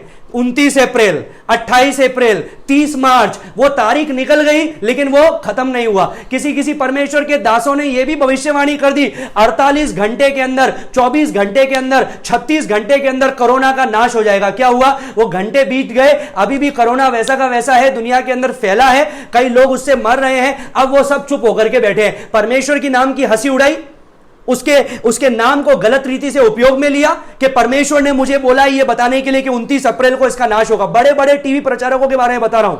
आई am not teaching apologetic right now, otherwise I would take their things and I will illustrate to you. लेकिन याद रखिएगा, परमेश्वर ने इधर भी यहां पर नहीं लिखा है कि क्यों परमेश्वर ने उसके अंदर क्या था और परमेश्वर ने क्यों उसको नहीं लिखने के लिए बोला है, तो उसको वैसा ही रखें। अभी that leads us to our 4th point, last second point, वो है वर्स नंबर 5 से वर्स नंबर 7। एंजल पढ़ने में मदद करेगी, वर्स 5 से वर्स 7। And unique announcement. जिस स्वर्गदूत को मैंने समुद्र और पृथ्वी पर खड़े देखा था, उसने अपना दाहिना हाथ स्वर्ग की ओर उठाया, और जो युगानुयुग जीवित है, और जिसने स्वर्ग को और जो कुछ उसमें है, और पृथ्वी को और जो कुछ उस पर है, और समुद्र को और जो कुछ उसमें है सृजा, उसी की शपथ खाकर अब तो और देर ना रहोगी। इतना काफी है। 5 और 6 हम लोगों ने पढ़ा। 7वां पद भी इसी के अंदर है। An announcement, unique announcement. Hindi में लिख लीजिए, एक विचित्र घोषणा। एक विचित्र घोषणा। पहले हमने लोग देखा एक विचित्र स्वर्गदूत, दूसरा एक विचित्र कार्य, तीसरा एक विचित्र उत्तर, चौथा एक विचित्र घोषणा।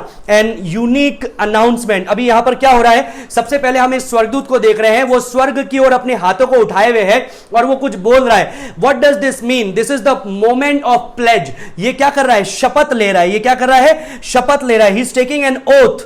यहां पर ये स्वर्गदूत है, इसी से हमको पता चलता है कि ये यीशु मसीह नहीं है, वो शपथ लेने की उसको जरूरत नहीं है। लेकिन यहां पर ये क्या कर रहा है? वो शपथ ले रहा है स्वर्ग की ओर अपनी हाथ उठा करके। किसको देख करके? परमेश्वर को देख करके। और वो ये बता रहा है, ये बताने की कोशिश कर रहा है जो यहां पर लिखा है वो सही है। ये वैसा ही शपथ लेने का है जैसे किसी कटघरे में जाते हैं या किसी न्यायालय में जाते हैं, कटघरे में खड़े होते हैं तो हमारे सामने सबसे पहले एक किताब रखी जाती है, जिस धर्म को हम मानने वाले हैं उस धर्म ग्रंथ रखा जाता है, उसके ऊपर हाथ रख करके हम बोलते हैं जो भी कहूंगा, सच के सिवा कुछ नहीं कहूंगा। ये वैसा ही कर रहा है। वो पुस्तक उसके हाथ में है जो न्याय की पुस्तक है, जिसकी 7 मोहर खोली जा चुकी है, 7वीं मोहर भी खुल गई है। अब वो किताब पूरी रीति से खुली है और वो स्वर्ग की ओर हाथ उठा करके बोल रहा है अब और देर नहीं होगी। अब स्वर्ग की ओर हाथ उठा करके क्यों बोल रहा है? Because God dwells there. परमेश्वर का सिंहासन वहां पर है, जो हम लोगों ने 4था अध्याय में देखा, 5वां अध्याय में देखा। And he is saying I am speaking the truth. मैं सच्चाई को बयान कर रहा हूं। नाउ कई लोग बोलते हैं कि ये जो है ये परमेश्वर के वचन को तोड़ता है। मतलब when they want to bring contradiction in the word of God, जब वो ये बताना चाहते हैं परमेश्वर का वचन पूरा सत्य नहीं है, कॉन्ट्राडिक्शन है, तो वो लोग क्या करते हैं? इस पद को इस्तेमाल में लेते हैं और बोलते हैं कि परमेश्वर यीशु मसीह ने तो इस प्रकार से बोला मत्ती 5 का 34-35 में कि तुम्हें किसी की शपथ नहीं खाना है।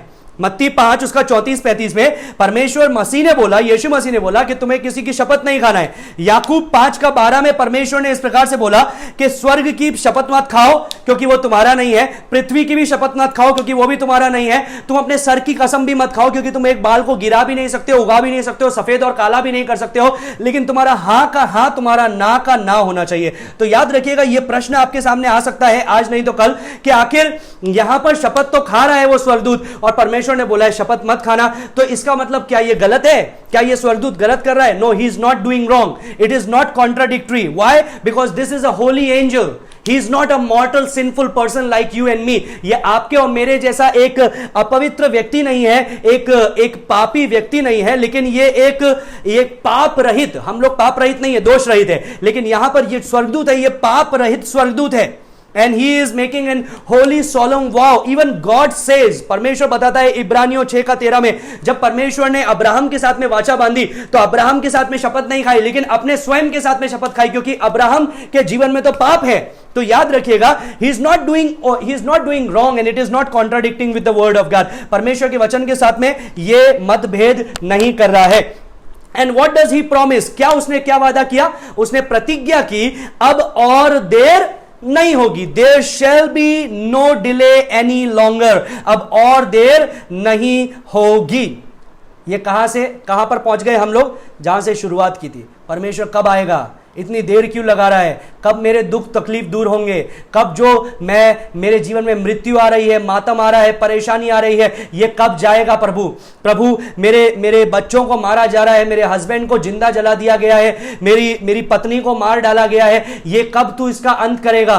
ये सारी बीमारियां चल रही है, इसका अंत कब होगा? परमेश्वर दुष्टता बढ़ती जा रही है, पाप बढ़ता जा रहा है, भ्रष्टाचार बढ़ता जा रहा है, इसका अंत कब होगा? परमेश्वर तू कब वापस आएगा? तूने बोला था कि तू वापस आएगा, लेकिन तू कब वापस आएगा? यहां पर यह स्वर्गदूत बता रहा है कि अब और देर नहीं होगी। तो वहीं से जहां से हमने शुरू किया था मुख्य विषय, वहीं पर ही हम एंड में घूम करके वहीं पर ही पहुंच गए। The judgement has come. वो न्याय आ पहुंचा है। This is the final act. ये अंतिम कार्य है। This is the final plagues of the Lord which brings the day of the Lord. अभी परमेश्वर और देर नहीं करेगा। मत्ती 24 का 3 में और प्रेरितों 1 का 6 में जो उसके चेलों ने उससे प्रश्न पूछा था कि तेरे अंत का दिन कब होगा, तू कब अपने राज्य को स्थापित करने वाला है, प्रेरितों 1 का 6 में यहां पर उसका उत्तर दिया गया है कि अब और देर नहीं होगी। प्रकाशित वाक्य 6 अध्याय याद है, जब 5वीं मोहर खोली गई तो हम लोगों ने वेदी के सामने जो प्रार्थना का जगह है उसके सामने हम लोगों ने प्राणों को देखा, उन लोगों के जो लोग मार डाले गए थे, और वे लोग करा रहे थे, पुकार रहे थे, परमेश्वर तू कब आएगा, कब न्याय करेगा, हमारे लहू का पलटा कब लेगा। अभी यहां पर स्वर्गदूत बोल रहा है अब और देर नहीं होगी। ये उन सारे विश्वासियों की, सारे मसीहों की, सारे लोगों की प्रार्थनाएं हैं जिन्होंने ये प्रार्थना करी, प्रभु तेरा राज्य आए, तेरी इच्छा जैसे स्वर्ग में पूरी होती है वैसे पृथ्वी पर हो। Thy kingdom come, thy will be done as it is done in heaven. This is the day. यहां पर उसका उत्तर मिल रहा है। वर्ड्स नंबर 7 में एम्फसाइज कर रहा है, वो बोल रहा है कि अब और देर नहीं होगी। यहां पर ऐसा लिखा है, there shall be no delay any longer. 7वें पद को पढ़ेंगे एंजल। वरन 7वें स्वर्गदूत ने तुरही फूंकने पर, 7वें स्वर्गदूत के तुरही फूंकने पर होने वाले शब्द के दिनों में परमेश्वर का गुप्त मनोरथ उस सुसमाचार के अनुसार, परमेश्वर का गुप्त मनोरथ, मिस्ट्री, ग्रेट मिस्ट्री, गुप्त मनोरथ उन सारे प्रचारों के साथ में सुसमाचार के अनुसार जो उसने अपने दास भविष्यवक्ताओं को दिया पूरा होगा। Now understand one thing, we are almost concluding. याद रखिएगा, in the days of the blowing of the seventh trumpet the final will come. ये सातवीं तुरही के फूकने पर क्या होगा, वो अंत आ जाएगा। 11वां अध्याय उसका 15वें पद में हम लोग देखते हैं, वहां पर जब सातवीं तुरही फूकी गई तो वहां पर क्या बोलता है, वहां पर स्वर्गदूत बोलता है, the kingdom of this world becomes kingdom of our Lord end of his Christ. जो दुनिया का राज्य है वो परमेश्वर का, प्रभु का और मसीह का राज्य बन गया है हमेशा हमेशा के लिए। वर्स नंबर 7 में ये जो भेद की बातें हैं वो अंत होगी। ये जो भेद शब्द है, मिस्ट्री शब्द है, ये मिस्ट्री यूनानी भाषा में ये जो शब्द है ये है मुस्टीरियोन। क्या शब्द है, मुस्टीरियोन, विच मीन्स टू शट और टू क्लोज।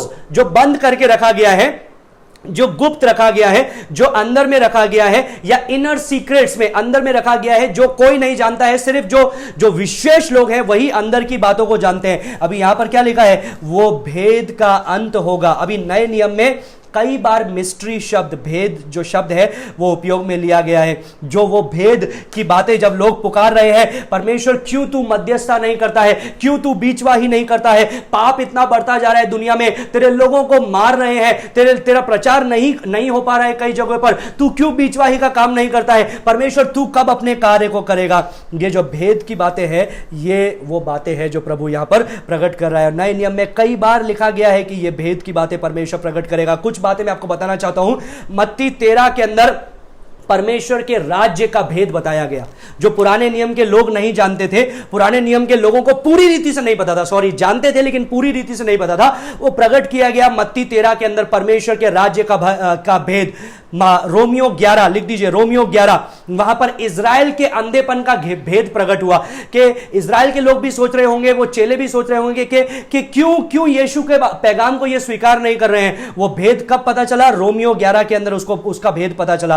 पहला कुरिन्थियों 15 लिखिए, पहला कुरिन्थियों 15 में रैप्चर का भेद पता चला, कलीसिया उठा लिए जाने का भेद पता चला। दूसरा थिस्सलुनीकियों 2 का 7 लिख दीजिए, दूसरा थिस्सलुनीकियों 2 का 7, वहां पर मिस्ट्री ऑफ लॉलेसनेस, वो जो आज्ञा का उल्लंघन करने वाला है, मसीह विरोधी, उसका भेद क्या होगा वो पता चला। इफिसियों 3 लिख दीजिए, इफिसियों 3, वहां पर मसीह का भेद पता चला। इफिसियों 3 में मसीह का भेद।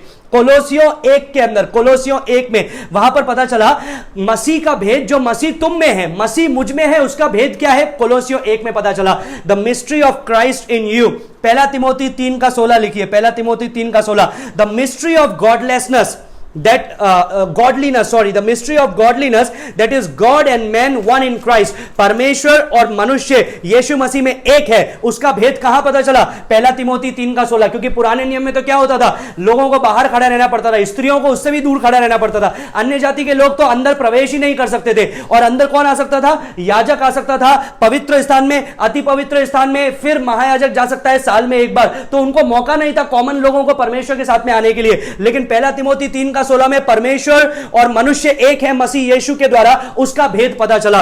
इफिसियों 1 का 9 और 10 लिख दीजिए, इफिसियों 1 का 9 और 10, वहां पर पता चला कि परमेश्वर की इच्छा का भेद क्या है, परमेश्वर की इच्छा का भेद क्या है। और यहां पर प्रकाशित वाक्य 10 का 7 में यह भेद पता चला कि परमेश्वर क्यों चुप था और परमेश्वर क्या करने वाला है, कैसे अपने न्याय को लेकर के आने वाला है। अगर प्रकाशित वाक्य 10 नहीं होता, 11 नहीं होता, आगे की चीजें नहीं होता, तो हमको पता नहीं चलती उसकी भेद की बातें। तो यहां पर वो भेद परमेश्वर ने, जो पुराने नियम के भविष्यवक्ता जिस भेद को सोच रहे थे कि इसका क्या होगा अंत, वो परमेश्वर ने यहां पर बताया। आमोस 3 का 7 में परमेश्वर ने क्या बोला, परमेश्वर ने बोला है, surely the Lord does nothing unless he reveals his secret counsel to his servants the prophet. परमेश्वर बिना अपने भविष्यवक्ता और अपने दासों को बताए हुए कुछ बात को नहीं करता। मतलब जो परमेश्वर कर रहा है उसको परमेश्वर बता देता है। यही परमेश्वर ने हमको भी बताया प्रकाशित वाक्य के द्वारा। और आज हमें पता है कि अंत का दिन कैसे होने वाला है। डैनियल को, यहेजकेल को,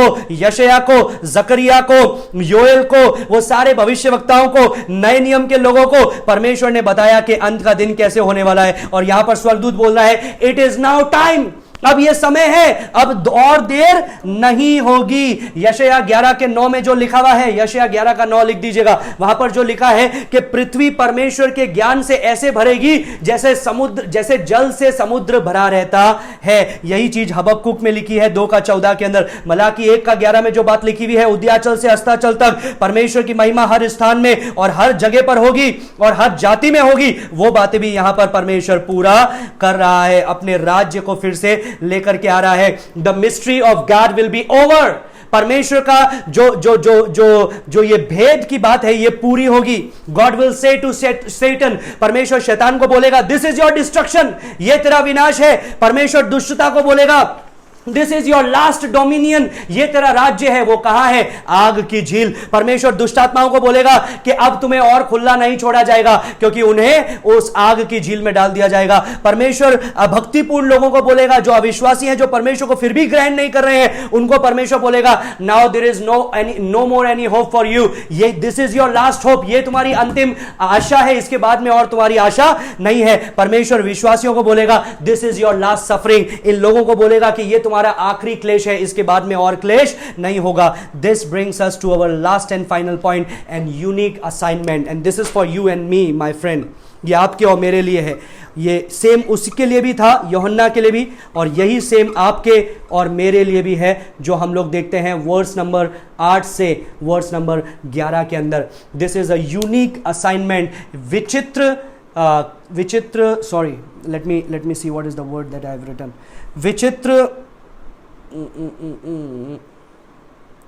विचित्र निर्देश, ये विचित्र निर्देश यूहन्ना के लिए थे, और ये सेम विचित्र निर्देश आपके और मेरे लिए प्रभु यहां पर दे रहा है। 8वां पद में इस प्रकार से परमेश्वर का वचन कहता है, प्रकाशित वाक्य 10:8 पढ़ेंगे। जिस शब्द को मैंने स्वर्ग से बोलते सुना था, जिस शब्द को मैंने बोलते सुना था पहले, यीशु मसीह की आवाज को, वह फिर मेरे साथ बातें करने लगा। वो फिर मेरे साथ बातें करने लगा। जा, और जो स्वर्गदूत समुद्र और पृथ्वी पर खड़ा है, जो स्वर्गदूत समुद्र और पृथ्वी पर खड़ा है, उसके हाथ में की खुली हुई पुस्तक ले ले। उसके हाथ की खुली हुई पुस्तक ले ले। तो परमेश्वर उसको बोल रहा है कि उस स्वर्गदूत से वो खुली हुई पुस्तक को तू ले ले। Now he is going and he is obeying the Lord. वो जा रहा है, वो वैसा ही कर रहा है। उसने जाकर के उसको बोला कि ये पुस्तक तू मुझे दे दे। हाँ, आगे। मैंने स्वर्गदूत के पास जाकर कहा, ये छोटी पुस्तक मुझे दे। उसने मुझसे कहा, ले, इसे खा ले, यह तेरे पेट कड़वा तो करेगी, पर तेरे मुंह में मधु सी मीठी लगेगी। ये तेरे पेट को कड़वा करेगी, लेकिन तेरे मुंह में मधु की जैसे मीठी लगेगी। अभी ये प्रश्न ज्यादातर लोगों का है कि आखिर ये पुस्तक में ऐसा है क्या कि जो मुंह में कड़वी लग रही है, मुंह में मीठी लग रही है और पेट में कड़वी लग रही है। ये वही चीजें हैं जो यिर्मयाह नबी ने महसूस किया। यिर्मयाह 15:16 लिख दीजिए, 15:16, यिर्मयाह 15:16। वहां पर ऐसा इस प्रकार से कहता है, when your words came I at them. जब तेरे शब्द मेरे पास में पहुंचे तो मैंने उन्हें, तेरे शब्दों को खा लिया, मैंने तेरे शब्दों को निगल लिया। They were my joy and my heart's delight, for I bear your name, Lord God Almighty। उसको जब मैंने खाया तो वो मुझे एक मधु के समान मीठे लगे, वो मुझे आनंददायक लगे, वो मेरे दिल को मगन करने वाले थे। लेकिन फिर उसने क्या सोचा? फिर उसने सोचा मैं परमेश्वर के इन वचनों को लोगों को बताऊंगा नहीं, क्योंकि जब इजरायलियों को वो परमेश्वर के वचन को बताता था तो इजरायली उसे मारते थे, इजरायली उसे मजाक उड़ाते थे, उसकी बात को नहीं सुनते थे, वो उसका ठट्टा उड़ाते थे। तो उसने सोचा मैं इन बातों को दूसरों तक नहीं पहुंचाऊंगा। तो यिर्मयाह 20:9 में क्या कहता है? लिख दीजिए, यिर्मयाह 20:9 में। 15:16 में आप लोगों ने लिखा कि परमेश्वर का वचन आया, उसने खाया, फिर उसने सोचा मैं लोगों को नहीं कहूंगा। तो 20:9 में क्या हुआ? But if I say I will not mention his word और speak any more in his name. जब मैंने ये सोचा, जब मैंने अपने आप को ये कहा कि मैं परमेश्वर तेरे वचन को बताऊंगा नहीं और तेरे नाम से लोगों को कुछ बोलूंगा भी नहीं, तो क्या हुआ? तेरा वचन को मैंने अपने हृदय में दबाए रखा। आई शट इट अप, मैंने उसको मेरे हृदय में कैद कर लिया। तो वो मेरी हड्डियों को जलाने लगा, वो मेरी हड्डियों को जलाने लगा। यहेजकेल 2:9 और 10 लिख दीजिए, यहेजकेल 2:9 और 10। Similar, very similar event to what is happening here. यहां पर क्या हो रहा है? वही चीज आप यहेजकेल 2:9 और 10 में देखते हैं। वहां पर ऐसा लिखा है, where the son of man Ezekiel is to told, उसको बताए, उसको ये बोला यहेजकेल को कि तू जाकर के उस पुस्तक को ले और उसे तू खा ले, जिसके आगे पीछे कई बातें लिखी हुई थी, जिसके अंदर कई हाय थी, न्याय था, जिसके अंदर विलाप था, था, जिसके अंदर अलग अलग चीजें थी, दुख था, तकलीफें था, परमेश्वर ने बोला उसे वो खा ले। यहेजकेल 3:3 भी लिख लिए, यहेजकेल 3:3, इज़ीकियल चैप्टर 3 वर्स 3, वहां पर ऐसा लिखा है, परमेश्वर ने उसे बोला ये जो किताब है उसको तू ले और खा ले। और क्या हुआ, फिर उसने उस किताब को ले करके खाया। तो जब उस किताब को लेकर के खाया तो उसके मुंह में तो वो मीठा था, लेकिन जब उसने खा लिया तो उसके पेट में वो कड़वा था। मैं एक बार देखना चाहूंगा, क्रॉस चेक करना चाहूंगा कि कहीं रेफरेंस गलत तो नहीं लिखा है मैंने। यहेजकेल 30:3 है या 3:3 है, एक बार लेट मी चेक। यहेजकेल, तब उसने मुझसे कहा, हे मनुष्य के संतान, यह पुस्तक जो मैं तुझे देता हूँ उसे पचा ले और अपनी अतड़ियां इससे भर ले। हाँ, यही है, अतड़ियां इससे भर ले, इसे पचा ले। आगे, अतः मैंने उसे खा लिया और मेरे मुंह में वह मधु के तुल्य मीठा लगी, और मेरे मुंह में वो मधु के तुल्य मीठी लगी। तो हाँ, आगे कुछ है क्या? हाँ, फिर उसने मुझसे कहा, हाँ, हे मनुष्य के संतान, तू इस्राएल के घराने के पास जाकर उसको ये वचन सुना। बस इतना काफी है, उसको ये वचन सुना। उसके अंदर क्या था? न्याय था, विलाप था, पीड़ा थी, जो हम लोग उसके अंदर देखते हैं। तो मुंह में ये मीठा क्यों है? मुंह में यह मीठा इसलिए है क्योंकि हम वेट कर रहे हैं परमेश्वर के आगमन के लिए। यूहन्ना को मीठा क्यों लगा? यहेजकेल को मीठा क्यों लगा? यिर्मयाह को मीठा क्यों लगा? आनंददायक क्यों लगा? क्योंकि हम इंतजार कर रहे हैं कि प्रभु कब आने वाला है। लेकिन इजरायलियों के लिए यह कड़वा था। क्यों इजरायलियों के लिए कड़वा था? क्योंकि वो तो परमेश्वर को रिजेक्ट करने वाले थे, परमेश्वर का तिरस्कार करने वाले थे। तो याद रखिएगा, यहां पर एक स्वीट बिटर का कॉम्बिनेशन है, एक मीठे और कड़वे का कॉम्बिनेशन है। मीठा किसके लिए है? जो लोग परमेश्वर का इंतजार कर रहे हैं, जो लोग विश्वासी हैं, वो उनको मीठा लगता है कि यीशु मसीह आने वाला है। लेकिन यह चीज दूसरों के लिए कड़वा भी होगा। क्यों? क्योंकि यह न्याय को लेकर के आने वाला है, यह पीड़ा को लेकर के आने वाला है, यह ऐसा जगह पर उनको लेकर के जाएगा जहां से वो कभी बाहर नहीं निकलेंगे, जहां पर दुख होगा, तकलीफ होगा, पीड़ा होगी, जहां पर दांत पीसना होगा, रोना होगा, आग ही आग होगी, वो आग कभी बुझेगी नहीं। तो याद रखिएगा, ये मीठा क्यों है? ये मीठा इसलिए है, यूहन्ना के लिए मीठा क्यों है? Because it means Christ is glorified. यीशु मसीह की महिमा हुई, यीशु मसीह फिर से आया, शैतान का नाश हुआ, उसका राज्य स्थापित हुआ, 1000 साल का समय हुआ, और फिर जो लोग विलाप कर रहे थे उनकी पीड़ा हमेशा के लिए दूर हो गई। लेकिन ये कड़वा क्यों है? ये कड़वा इसलिए है क्योंकि ये दूसरों के लिए एक चेतावनी है। It is bitter because it's bring judgment to the people. ये न्याय लेकर के आ रहा है लोगों के लिए। Now there is a question for you and me. ये इसी से हमारा यहां पर अंत होता है। उसने खाया, उसको मुंह में मीठा लगा, पेट में कड़वा लगा, जो हम लोगों ने 10वां पद के अंदर पढ़ा। और याद रखिएगा, यही चीज आपके और मेरे लिए है। ये हमारे लिए मीठा है क्योंकि हम सोच रहे हैं यीशु मसीह आने वाला है। लेकिन आप इस वचन को यदि दूसरों को नहीं बताएंगे, यदि आप अपने तक रखेंगे, तो उसकी कड़वाहट को भी, उसकी जलन को भी आप महसूस करेंगे अपने जीवन में। तो हमको क्या करना है? हमको दूसरों को इस बारे में बताना है। और अंतिम पद क्या लिखा है? वो बोल रहा है, you must prophesy again concerning many peoples and nations and tongues and kings. ये परमेश्वर उसको बोल रहा है, तुझे और भविष्यवाणी करनी है। पढ़ेंगे 11वां पद, अंतिम पद। तब मुझसे यह कहा गया, तुझे बहुत से लोगों और जातियों और भाषाओं और राजाओं के विषय में फिर भविष्यवाणी करनी है। What does it talks about here? यहां पर ये क्या बताता है? It means you have to warn them.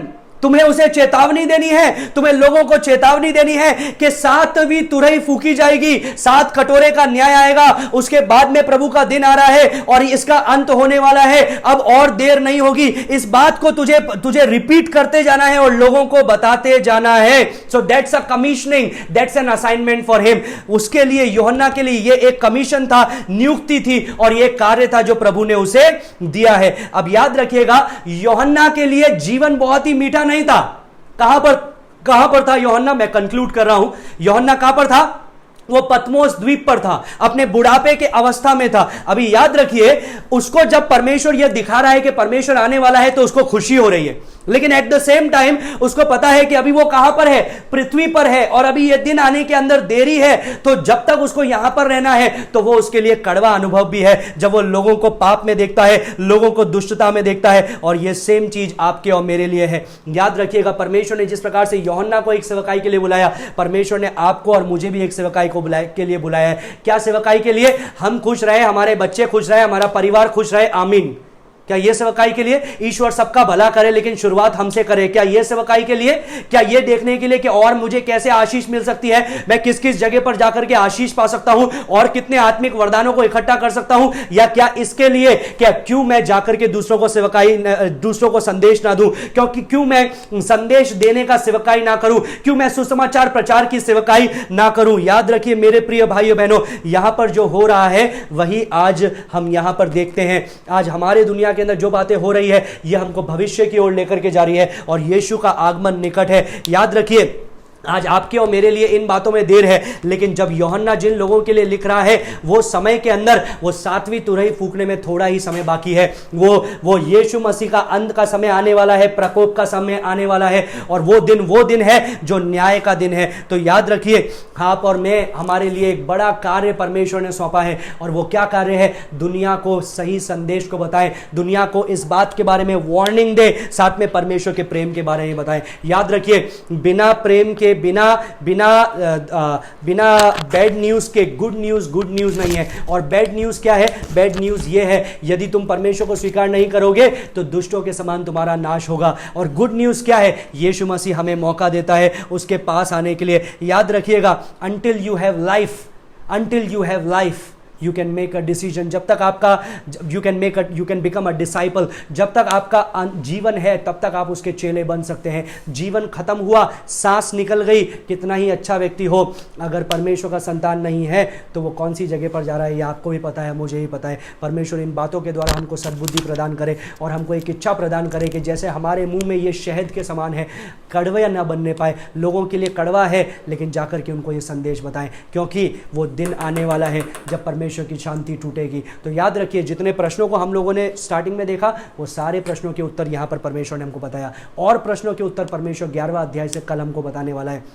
ठीक 8 बजे हम लोग मिलेंगे और परमेश्वर के वचन में आगे बढ़ेंगे। आइए हम प्रार्थना करें और अंत करें। धन्यवाद देते हैं प्रभु इस समय के लिए, सारी बातों में तेरे नाम को महिमा देते हैं। परमेश्वर धन्यवाद देते हैं कि तूने हमको ये सच्चाइयों को बताया, तूने हमको बताया उस विचित्र स्वर्गदूत के द्वारा, उस विचित्र कार्य के द्वारा, वो सारी विचित्र बातों के द्वारा तूने हमको एक विचित्र सेवकाई भी सौंपी, एक विचित्र निर्देश भी दिया। होने दे प्रभु कि हम इस वचन को दूसरों तक पहुंचाने वाले बने, दूसरों को तेरे आगमन के बारे में तैयार करने वाले बने, खुद को तैयार करें और दूसरों को भी तैयार करें, तो इस सुसमाचार को प्रचार करने वाले बने। सारी बातों में तेरे नाम को महिमा देते हैं, धन्यवाद देते हैं प्रभु कि तूने हमको आज के संदेश के द्वारा बताया कि एक दिन है जो विजेता का दिन है, एक दिन है जब ये सारे आंसू मिट जाएंगे, दुख तकलीफ मिट जाएगी और परमेश्वर तेरा राज्य इस पृथ्वी पर स्थापित होगा। और धन्यवाद देते हैं प्रभु कि हम उस राज्य में शरीक होंगे। तेरे नाम को महिमा देते हैं, यीशु के नाम से मांगते हैं, सुनो ग्रहण कर पिता, आमीन। मे the good Lord bless you all. Thank you.